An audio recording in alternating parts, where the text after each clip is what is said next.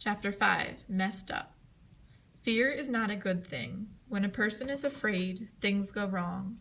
When a person is afraid, he makes mistakes. When a person is afraid, little mistakes become big ones. Both Scott and Rico were afraid now.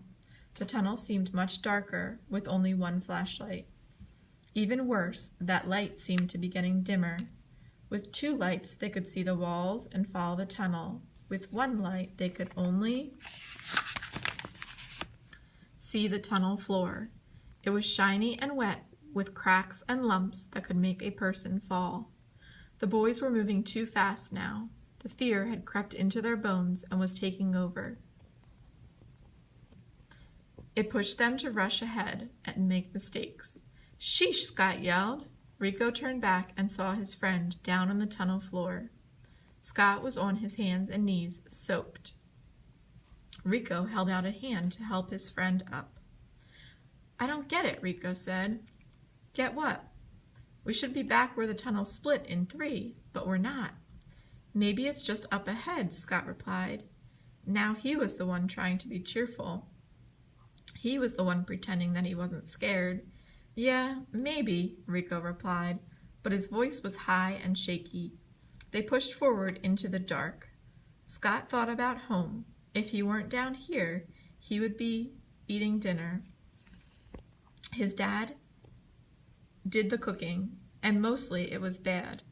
Dinner would be burned or undercooked. It would be noisy from the TV and his baby sister screaming.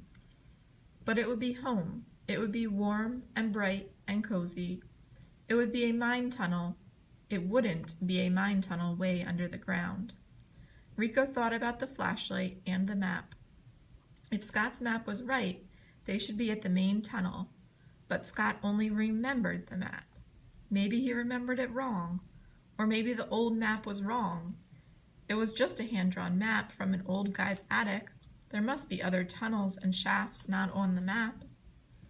Rico saw his flashlight getting dimmer. It was a big, waterproof flashlight. Scott's dad used it to work on their old boat. The battery was supposed to be good for 3 hours, but was it fresh when they started? They had been in the mine for an hour now, but the light was less than half as strong. What if he dropped it? Then they'd be blind as well as lost. Then they'd be dead.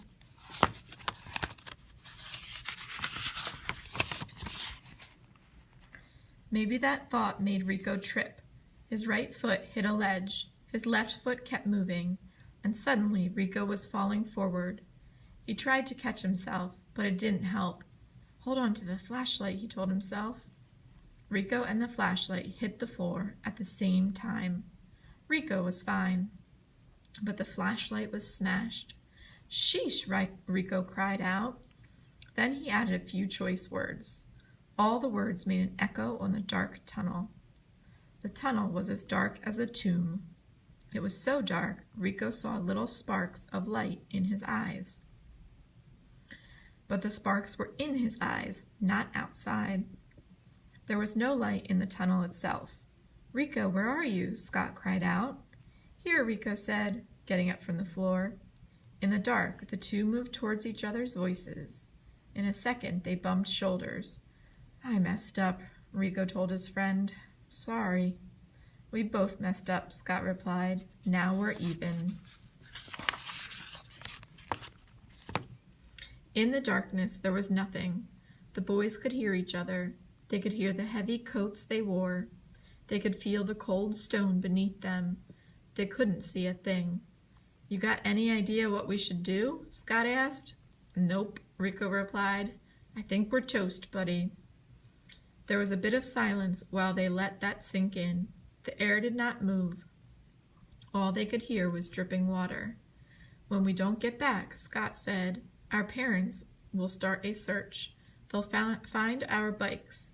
"Yeah, in the morning," Rico replied. "Maybe." "So we just have to stay put until then," Scott said. Now he was the strong one. He was the one who held on to hope. "Yeah, sure," Rico said. "I've got a couple of candy bars," Scott replied. The lower Rico sank, the more Scott tried to cheer him up. Yeah, like we really deserve a treat. Scott ignored him. He felt into his backpack and found the candy bars. Carefully he pulled them out. Here, a Mars bar, he said. He pushed the candy bar where Rico's hand should be. Scott waited for his friend to take the bar. He waited for his friend to say thanks or something. But Rico couldn't speak. He was too busy crying.